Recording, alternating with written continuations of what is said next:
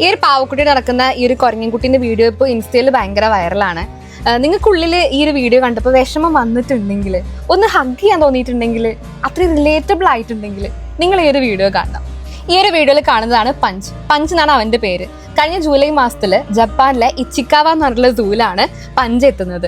അപ്പോൾ അവനെ അമ്മ ഉപേക്ഷിച്ചതാണ്, അതും ചെറുപ്പത്തിൽ തന്നെ. കാരണം ചൂട് കൂടുതലും അതുപോലെ തന്നെ ഈ പോസ്റ്റ്മോർട്ടമായിട്ട് നമുക്ക് പ്രസവശേഷിക്ക് വരുന്ന ബുദ്ധിമുട്ടുകൾ അത് മനുഷ്യർക്ക് മാത്രമല്ല മൃഗങ്ങൾക്കും ഉണ്ട്. അത് കാരണമാണ് അവൻ്റെ അമ്മ പഞ്ചിനെ ഉപേക്ഷിച്ചത്. ആ ഒരു ടൈം മുതലേ ഇവൻ ആയിട്ട് മിങ്കിളാവാൻ പറ്റുന്നില്ല. അങ്ങനെ സൂറുള്ള ആൾക്കാർ തന്നെയാണ് ഐക്കിയ എന്ന് പറഞ്ഞിട്ടുള്ള ഒരു സ്വീഡിഷ് ബ്രാൻഡിന്റെ ഈ ഒരു സ്റ്റഫ്ഡ് ടോയ്, ഒറാങ്ങൂട്ടാൻ ടോയ് ഇവന് കൊടുക്കുന്നത്. കാരണം എന്താണെന്നറിയോ, ഈ കുരങ്ങൻ കുട്ടികൾക്ക് അമ്മയുടെ ഒരു പ്രസൻസ് അവർക്ക് എപ്പോഴും വേണം. എന്നാലേ അവർക്ക് ആ ഒരു ഗ്രോത്തും ആ ഒരു എന്താ പറയുക അവരുടെ മൈൻഡ് ഓക്കെ ആവാനും അവർക്ക് പേശിബലം കിട്ടാനും ഒരു സേഫ്റ്റി ഫീൽ കിട്ടാൻ വേണ്ടിയിട്ടാണ് ഈ ഒരു ടോയ് കൊടുത്തത്. അപ്പം തൊട്ടേ നമ്മുടെ പഞ്ച് ഈ ഒരു ടോയിനെ കൊണ്ടാണ് എപ്പോഴും നടക്കുന്നത്. കാരണം കൂട്ടത്തിലുള്ള ആരും ഇവനെ കൂട്ടാറില്ലായിരുന്നു. അവർ ബുള്ളി ചെയ്യുന്ന ഒരു വീഡിയോ കണ്ടപ്പോൾ നമ്മുടെ ഉള്ളും ഭയങ്കരമായിട്ട് വിഷമിച്ചല്ലേ.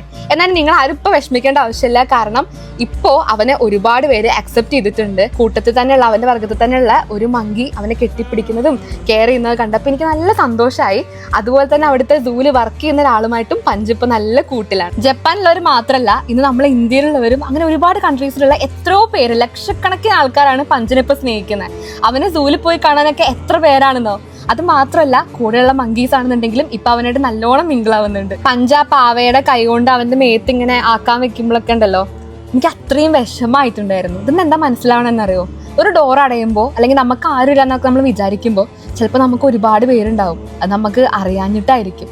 പക്ഷെ ആ ഒരു സമയത്തും പഞ്ചിനൊരു സ്റ്റഫ്ഡ് ഡോർ ഉണ്ടായിരുന്ന പോലെ നമ്മുടെ ലൈഫിലും ആരെങ്കിലും ഉണ്ടെങ്കിൽ നമുക്കിതെല്ലാം സർവൈവ് ചെയ്യാനും പറ്റും.